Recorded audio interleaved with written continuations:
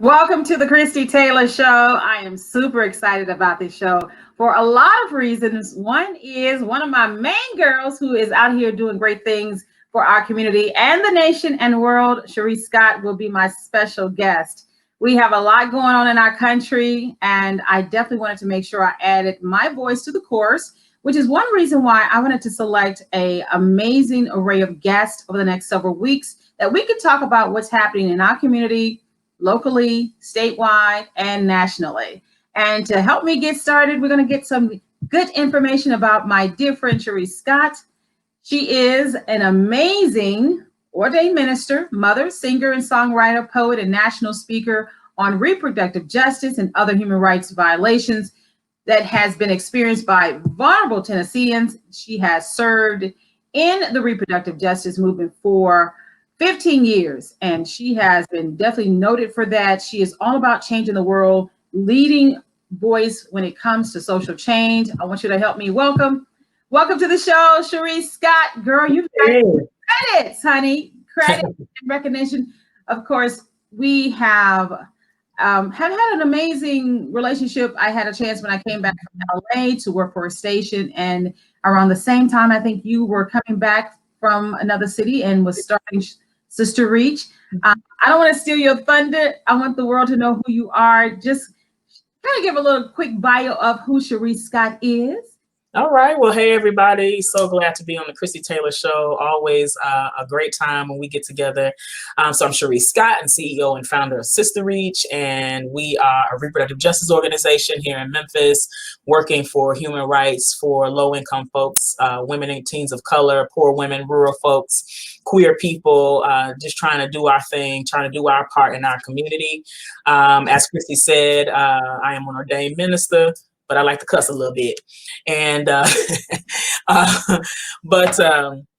but I also, I love fighting for my people, whether they be the people in the pews or the people on the Hill, or, you know, that are being impacted by public policies that impact us and shift the dynamics of our lives away from abundance and marginalize and keep us on the margins.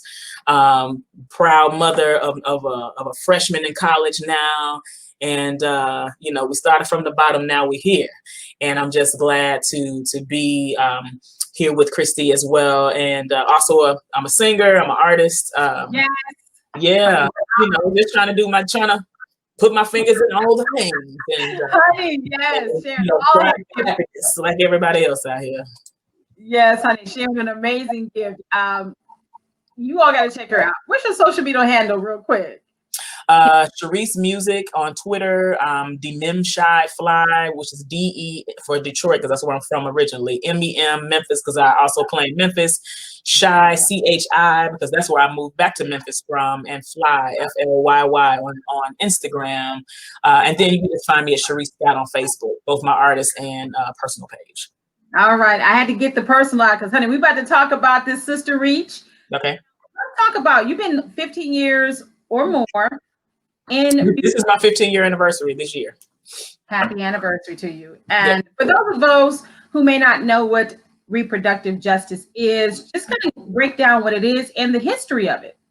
Sure. So reproductive justice is a framework that was coined by Black women in '94 in Chicago during the Clinton administration, when he was attempting to start kind of our first move towards healthcare reform. And they wanted to make sure that the healthcare package was comprehensive of issues that impacted Black women's lives.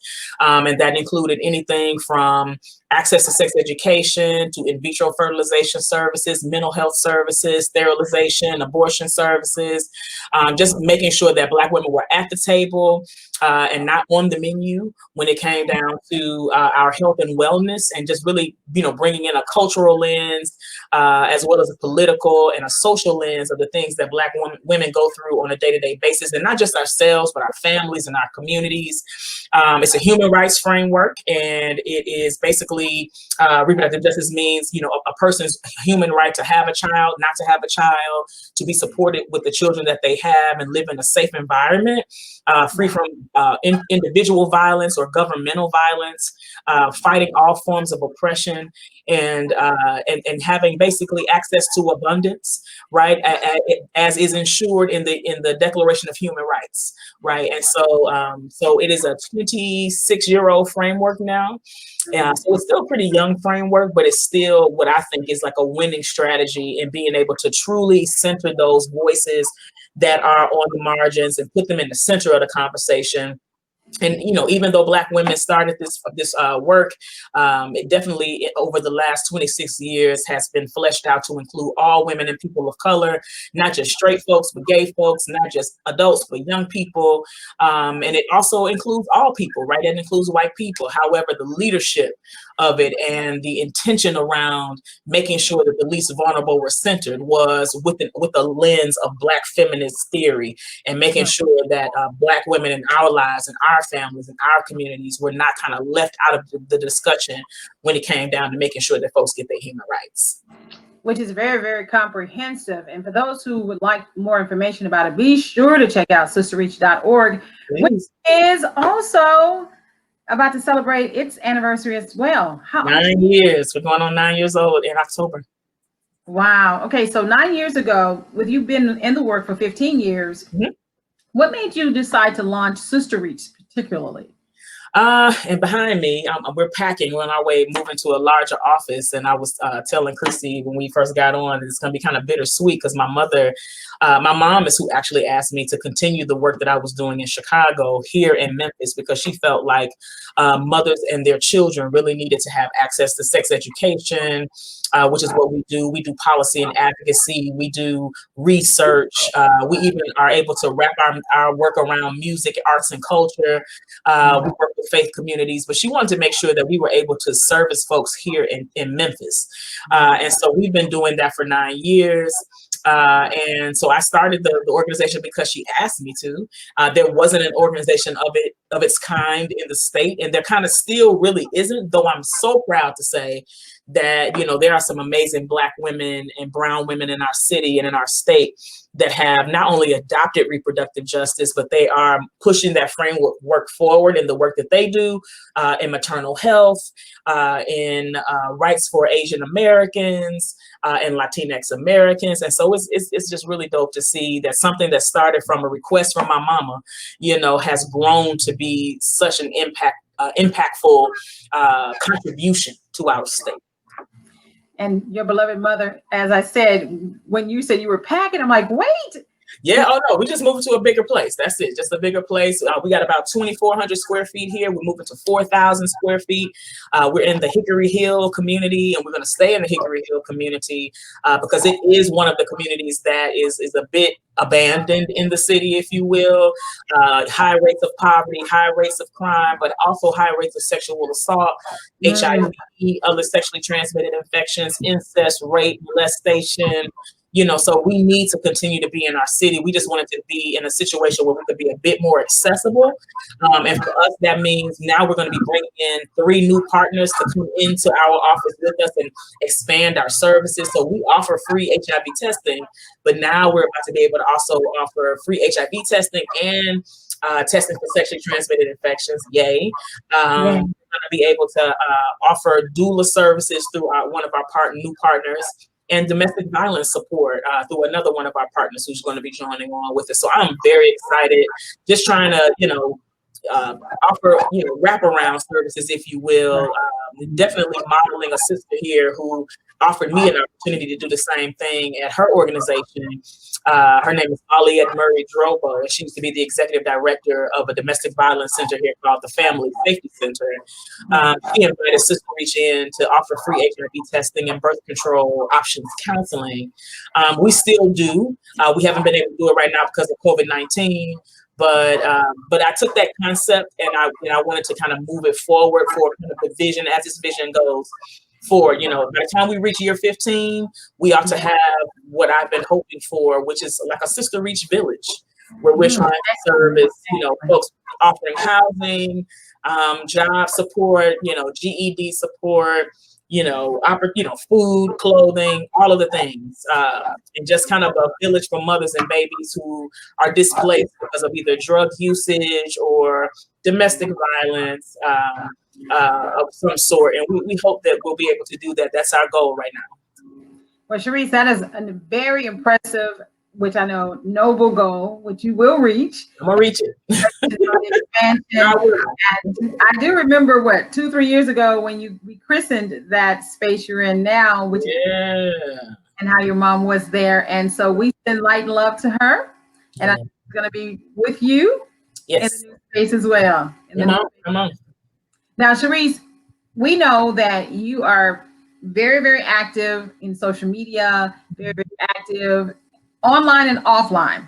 So, to really representing SisterReach and reproductive justice and just justice in all forms. As a mother as well of a Black man, we do know that 2020 has been extremely challenging. Yes. For, I would just say, the peoples of the African diaspora, particularly here in the United States.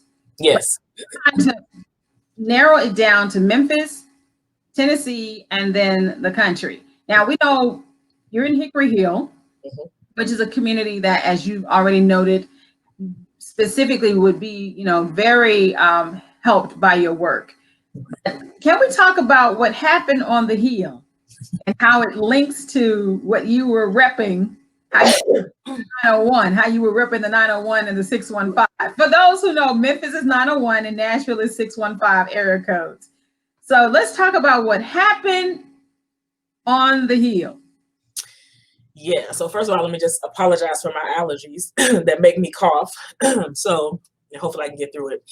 Oh, you're fine. You can take just a sip of water. Yeah, I have my little stuff sitting over here. Okay. Excuse me. So last fall, I was invited to, with some members from Planned Parenthood, to go and have a conversation on the Hill, to testify on the Hill about the impact of, at that time, a pending abortion bill. And, we had to submit some comments, and I tried to keep my comments vague because I knew that they were going to be kind of surveilled, if you will, and that I wasn't going to be able to really lift up the issues that I thought was really important, not just as somebody who advocates for folks' reproductive and sexual autonomy, but as a Black woman who has had my own abortions before, who has, I'm a sexual assault survivor. And I just know what it means to be a Black woman in this city, be a Black girl in this city, and just be a Black person, period, in this country, a country that continues to abandon us, exploit us, tokenize us, and shoot us down in the street. And so, I had an opportunity to go and talk to testify before the Senate Judiciary Committee.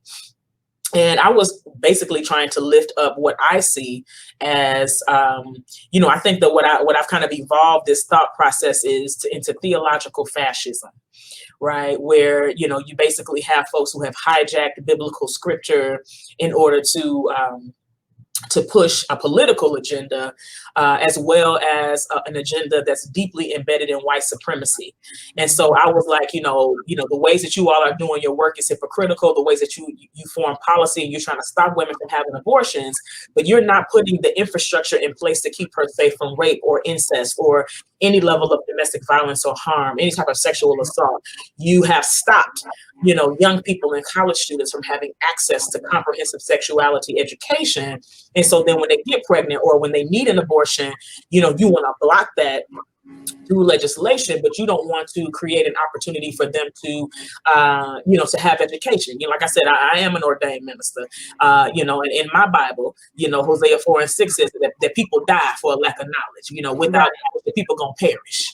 And so basically, so people are going to die with vital information about themselves and their bodies in this particular instance. And so that's what I was trying to lift up. But once I, started talking about white supremacy and all that kind of stuff, they shut down my mic. Yes. We wanted to get the sheriffs and the court bailiff or whatever on me, but I didn't stop talking because I'm a taxpayer in this state. I'm a Black woman who's been impacted by harm and violence in this state, and so I thought that I was, and like I said, we're fighting on behalf of women here at SisterReach in this state because we recognize that not many others are. Let's be very clear. And so I thought that I was, and then I'm a Christian.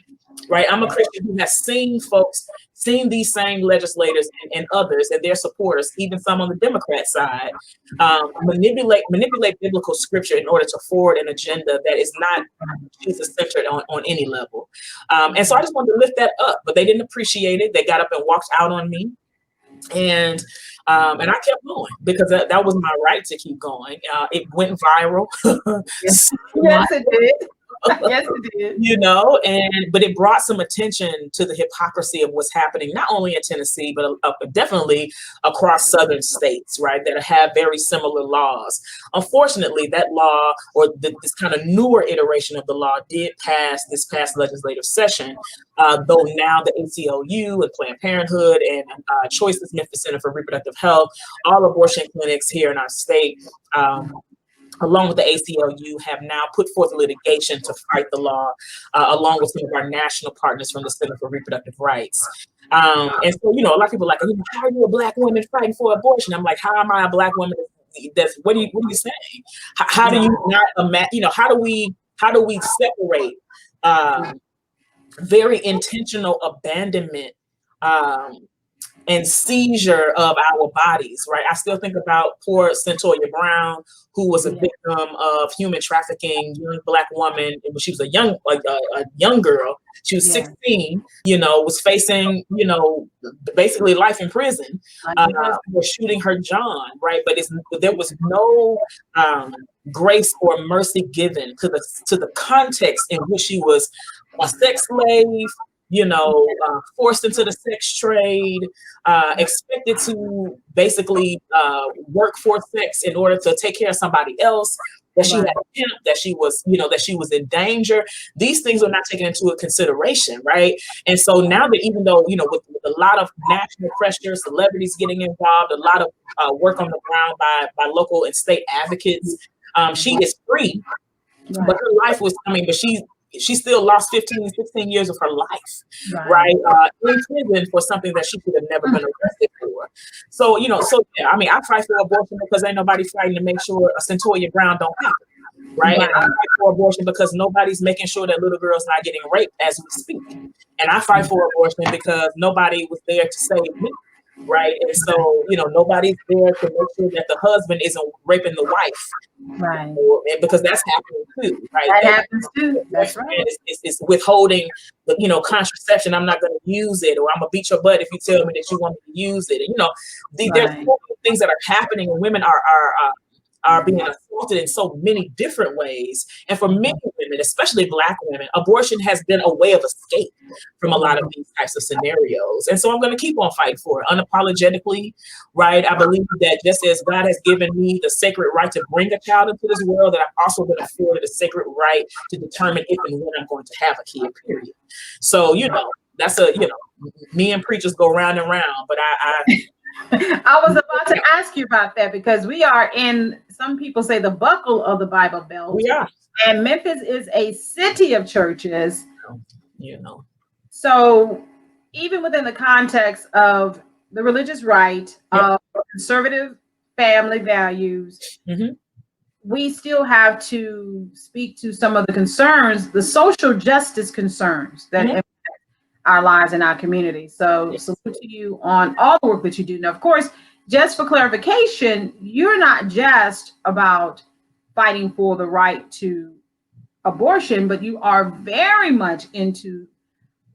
I'm fighting for babies to live. I'm fighting for mamas to live. Right? Exactly. Yeah, we are a partner, a kindred partner. We were right at the table at the very beginning of the national group Black Mamas Matter, the Black Mamas Matter Alliance. You know, I mean, I'm a mama. Let's be clear. I'm a mother out here wanting to make sure that mothers don't die on the table, right? Yeah. They have preeclampsia that leads to have high blood pressure or strokes in utero. You know, I'm trying to make sure that when babies get here, that they're not born with a low birth weight. I'm trying to make sure that folks have access to fresh fruits and vegetables, right? That we're fighting for environmental justice and economic justice. We're fighting for immigrant rights. You know, we're fighting at the intersection of all of these issues that impede a woman's ability to be self-determining, for her life to flourish and live in a space of abundance, right? If my Bible says that I come that you might have life and that more abundantly, then that also means our reproductive life, right? Yes. And so that part for me is something that is really key to the ways in which we fight, the ways in which we work. And I lean in very intentionally and unapologetically with ministers, you know, who come to us sometimes in secret, like, can you help my young people? But we stand for those very young people and the women that sit in their pews when these types of instances happen. Meanwhile, I'm also pushing back on what I feel is Christian extremism, white supremacy, right? Scripture in order to forward an agenda don't have nothing to do with Jesus, the Holy Ghost, being saved, or however you want to talk about it. You know, it's just only to advance a particular amount of people. I mean, right now in the news, right, we got Jerry Falwell Jr., you know, having to step down from Liberty University for engaging basically in behavior that the church considers perverted behavior, right? You know, but this has been someone whose family has held the moral high ground for all my life. And, you know, yes, a good 50, 60 years. Exactly. And so, you know, so what that tells me is that, well, first of all, that no human being has the right to place judgment or shame, you know, to you know, stand in between folks trying to figure out their lives, their sexuality, their orientation, like whatever. Like nobody's job is to do that. And just to be able to prove it, right? Here we are with our own issues, our own sin, if you will, our own shortcomings, which should never put us in a position to be in the seat of judgment, but always living out, you know, a life of abundance, a life of mercy, a life of grace. I want you to thrive, right? And I ought to be able to thrive as well. It shouldn't be that it's, you know, it's cool for you to eat filet mignon and I can only eat, you know, I don't believe that. Right? We got politicians who fight for people on public aid to never be able to eat lobster and shrimp. Right? Yeah. Because we have a very interesting dynamic that I think the church has perpetuated around prosperity. That if you got some money, God must be blessing you. But if you poor and you lost and you turned out here, oh, God ain't blessing you, no, God don't love you. That's a lie. That's a lie. That's a lie. So that's what I went to the Capitol with that day. That's what I testified around that day. That it was so far not about abortion. It was more about the conditions of violence that are being not only pushed out of the Tennessee state legislature, but out of the White House. That this is a pattern of violence that we are seeing across our country. Now let's speak about this. You spoke to the White House and you also spoke about the Hill.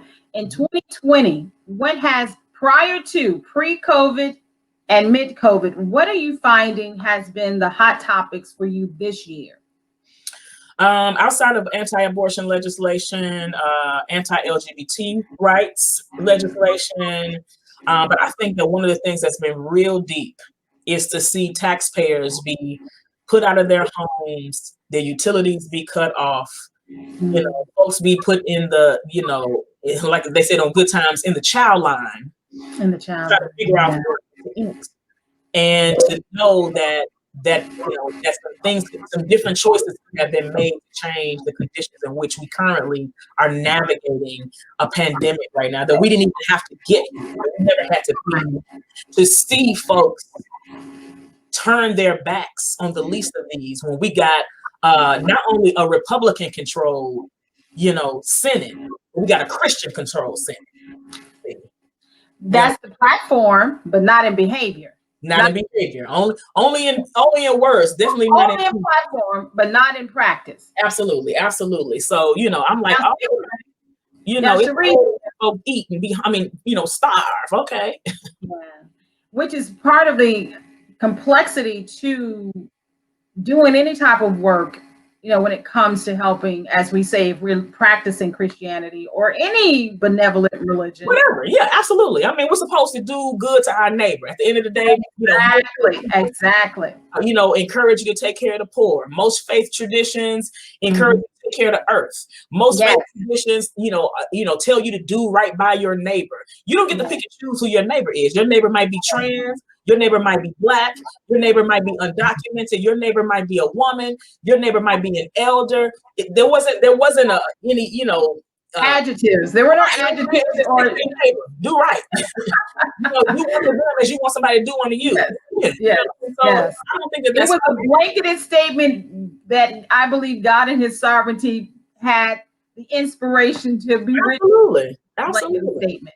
So, now, with that being said, in the state of Tennessee, okay, I'm going to back down. Okay. In the city of Memphis, okay, as in the state of Tennessee, okay, we are definitely being faced with some new challenges in the midst of COVID. Yep. In the midst of that pandemic, we have been strongly impacted by the recent, I'll call the summer of 2020 protest, Black Lives Matter movement, gaining a new, integrated or movement. What are you finding, particularly when it comes to when you speak about the intersection? Mm-hmm. So first of all, shout out to all my kindred, all my comrades who are on that front line, taking rubber bullets, inhaling gas, being beaten with billy clubs, being, wrongfully jailed because they're just trying to protest and lift their voices about the annihilation of Black bodies in this country. Okay. From all facets of the full spectrum of our Blackness. Okay. So shout out to them. So I think that, what I'm seeing at those intersections of a pandemic and anti-Black violence is, this is like, America Americans get caught with their panties down. You know what I'm saying? That there's no more opportunity to fake like you care about everybody, because the world saw what happened to George Floyd, right? Just like the world is still watching that nothing has happened on behalf of Breonna Taylor, right? That we see trans person after trans woman after trans person after trans woman be beaten, be killed, be murdered, and nothing is happening because folks who are in power or those who, are comfortable with just themselves and their own surroundings, and I guess they just believe that everybody's supposed to be like them, have made a decision to turn their backs, on those who are marginalized, some of the most marginalized. So right now, Black folks in this country are among the most marginalized. I would say beyond us is probably Native and Indigenous folks. But other than that, it will be us, right? And so to see us be annihilated in such an unapologetic way, to know that the White House has sanctioned for there to be military enforcement in cities that haven't even requested it, right? To know that you got military folks walking down your neighborhood, making you go back into the house, stopping you from, your constitutional right to protest, to lift your voice, to free speech, right? Meanwhile, while allowing white American after white American after white American to buck against the police and get no type of recourse, right? To buy gun after gun, shoot up schools, shoot up babies, and it be no big deal, right? It's very disingenuous. I think that we've been caught with our pants down. Folks around the world, I think, finally see that it's not hype. It's not just us complaining. Like I want to say that. Yeah, it's a reckoning. Indeed, it's in that the very fact that it has. How can I say this? That 2020 has truly been a year of reckoning. Has been. And it's only just begun, right? Like we're not. And you can tell it's only beginning. We're talking centuries of thought processes, institutionalization of factors and belief systems that have led to what is. Yeah, absolutely. One of the challenges for me has been to see I would say not just the hypocrisy, because I think that, and I had this conversation with my brother a lot of times. He said, Christie, you really, because I'm, I'm a storyteller as well as, a media personality. but it's like you keep crafting these like end of time stories. I'm like, but there are these things being set in place that have solidified, that is literally driving us to a point where there are two distinct Americas. Yeah. For me, 2020 is, it's like you said, like there's a scale, like we're being weighed, it's a reckoning. And however we move forward as individuals, as community members, as citizens of the city, state, and country is literally going to determine the future of this country. Absolutely. It's coming up, you know, we know a lot of the issues that you're addressing have not been addressed by any of those in power. And to know that we have an election that's in the balance. I mean, the balance. What are your concerns? What are your concerns? My concerns, some of my concerns are that Black folks, a lot of Black people have lost faith in the system, in the ability, you know, that voting is not going to make a difference, especially when we saw what happened in 2016, when 45 became the president, though he did not get the popular vote.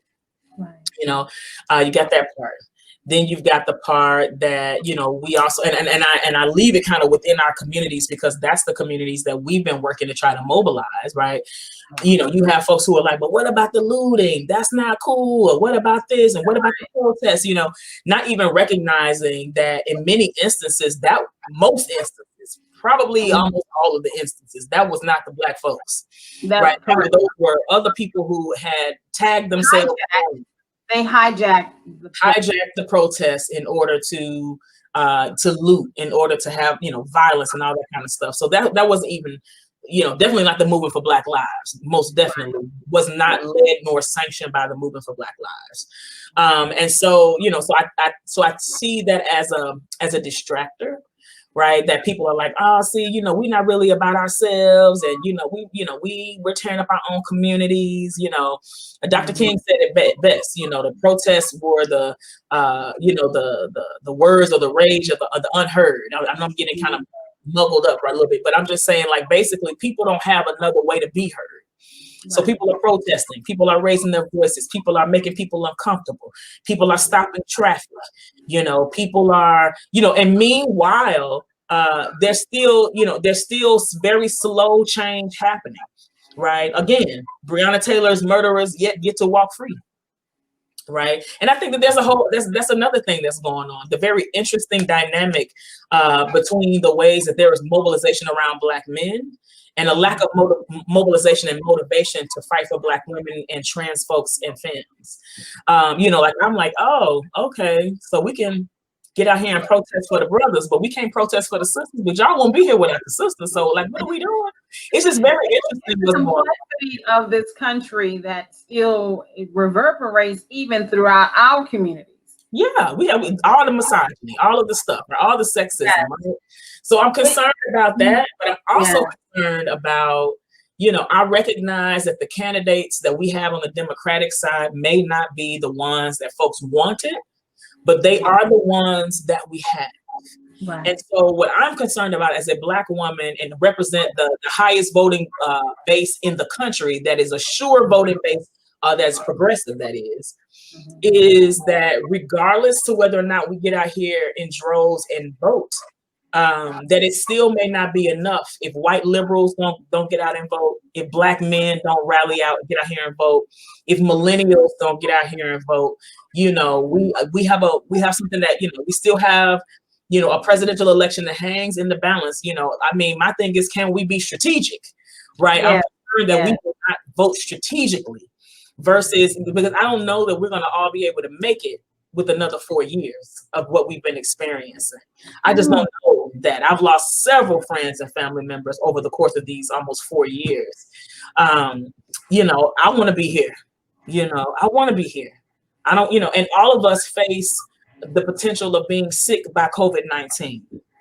You know, at my church, our associate pastor is yet in the hospital as we speak. right? And we're praying for him, right? On a ventilator, and we're praying for him, right? And I mean, but it's like, again, this is some avoidable stuff that has happened. During Obama's administration, there was like 4 to 6 pandemics that he was able to thwart. Meanwhile, we see, where the breakdowns of communication was, where this current president chose capitalism over healthcare, and health and wellness, so it's like, are we going to make decisions, based on, being pissed at Kamala Harris's prior record, or or Biden's prior record? And again, it's not even a political fighting conversation. I'm saying, can we be strategic, and can we get a fool out of the White House, right? And can we get somebody who at least seems to care a little bit about people? It has some type of a track record of being a human being and caring about the lives of human beings.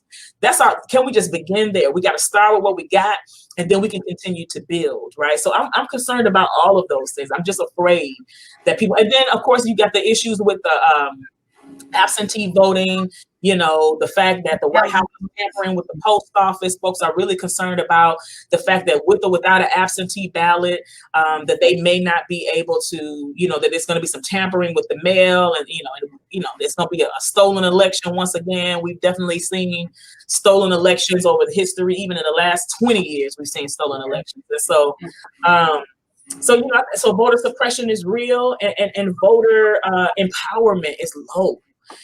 Folks just aren't motivated as much as, and folks are fighting, I think, over the wrong stuff. I can fight with you about Kamala tomorrow, right, on November the 4th. But I can't fight with you about her. You know what I'm saying? We can worry about all that after. Can we get through November the 3rd? That's what I'm concerned about. I really need our people to show up and show out at the polls, early voting, the whole nine, for sure. Well, we'll be right back after that. Ooh, that's powerful, girl.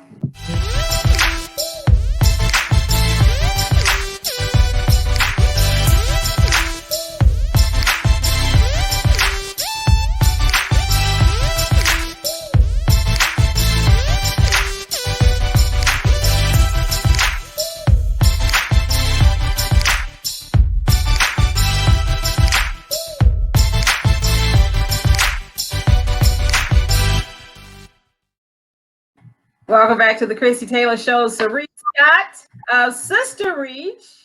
Yes, I'm taking pictures of it. You give it to me. So, beautifully said. That's the artistry in you. I mean, the passion that you have for people and for, as you say, marginalized people always comes through. And I really appreciate you, giving your perspective on what's happening. Now, as we get to the wrap up, just so that people can understand how to support your great work, and just some of the things that you want to leave as gems for those who are watching as we head to November 3rd and into 2021. Well, you can support our work at SisterReach.org. That's SisterReach. It's going across the ticker here. SisterReach.org. There's opportunities to donate. There's opportunities to volunteer. We would love to have your support. Definitely the things that I want to leave. Of course, voting is just, y'all, it's too much at stake. We cannot, all of us won't make it through another 4 years of this. And I just want to just use some common sense. We can be super political in a minute, but if we could just be strategic right now, I think that, we would help to save lives. Some other things that I think that are really important. I really, and I saw some news that came down my feed today about yet another situation of another preacher, another pastor being involved in some real, janky foolishness out here where it concerns sex, right? And I really want to, because I recognize that in this moment, in this legislative moment, that the church has a really important position to play. It's really time to be honest. Yes. Be honest about our sex. Let's be honest about our sexual perversion. Let's be honest about the ways that we have navigated sexual assault. Let's be honest about the fact that it's our children who are getting pregnant, that it's our women who are being beaten by their husbands, that it's our communities that are being disenfranchised and abandoned, that it's our elders who are dying before they need to because of a lack of economic and healthcare infrastructure to keep them safe and well and sustained. I just want us to be honest. It's time to, this is deeper than, whatever. I mean, I just, it's over. I'm over it. I want us to just be finally honest. We know the realities of the lives in which the folks who sit in the pews. We have a responsibility for every pastor, for every preacher who might be watching this. You have a responsibility to encourage your people, not necessarily to call out a name, right? As much as you say vote, folks need to vote with an understanding that aligns with their values. And it's bigger than abortion and folks being gay. I'm talking about Social Security, okay? I'm talking about being able to keep your 401k. I'm talking about, being able to have your children walk to school without being harmed. I'm talking about education reform. I'm talking about for folks to be able to have public housing who need it. I'm just talking about the very basic fundamental things that each person, each human being ought to be able to have. They ought to be able to thrive. They ought to be able to live in abundance. And that the current political climate is antithetical to abundance, period.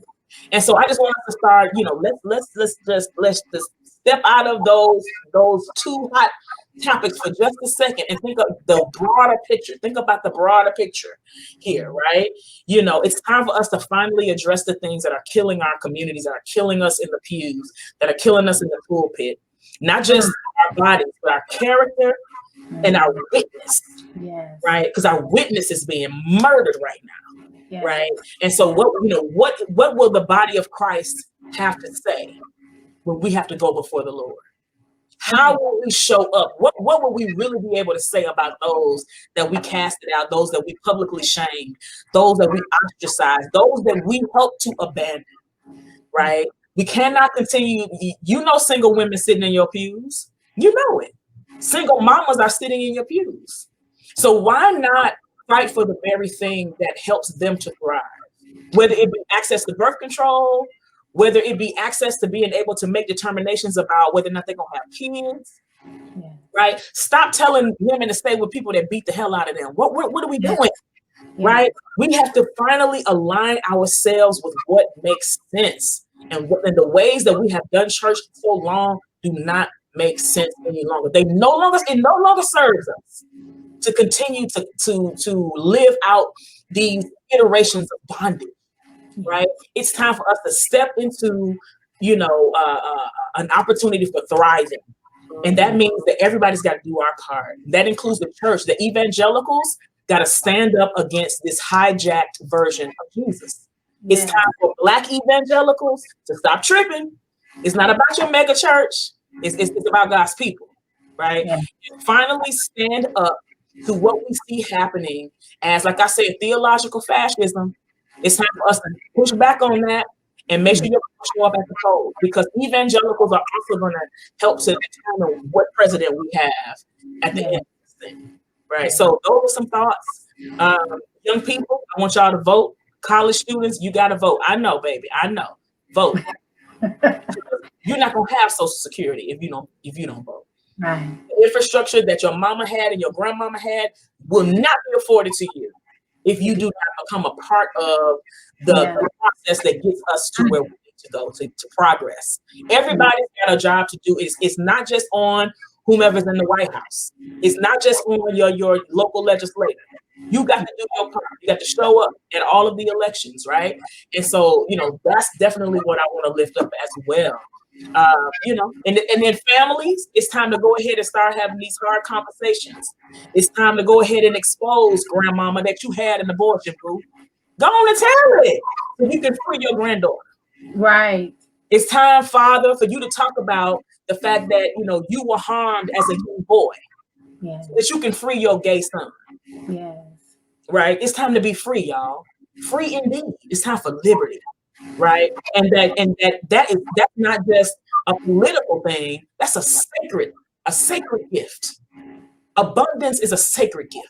So that's what I want folks to be thinking about as we head to the polls, as we continue to get registered, be a part of the census so that you can be counted. So we can't fight for dollars to come into Black communities that are unaccounted for, right? So make sure you participate in the census, make sure you participate in the political process. Hell, run for something. You want to see a change? You run for office, right? Do your part, right? And so, that's it really. I want to see us show up in record number. I want us to make these foolish folk, shaking their boots, and to really align ourselves finally in a way that's going to make sure that we all thrive. It's not just about you and your household, it's about your neighbor's household. Get out there and fight for your neighbor too. That's your responsibility, right? As it's being a part of the beloved community. Right. So those are my thoughts. And feel free to support SisterReach. We out here fighting. We will continue. Always a great conversation with you, Cherisse. Yeah. Always. Holla at me anytime. Congratulations on your show, sis. Congratulations on what you're trying to do. Thank you very much. Always very much. Mm-hmm. And thank you all for checking out the Christie Taylor Show. Be sure to follow us on all social media. As well as if you're interested in being interviewed, you too can come to the Christie Taylor Show. All you have to do is email me. Email me, the Christie Taylor Show @gmail.com, and I'll be more than happy to have you as a guest. All right, until next time.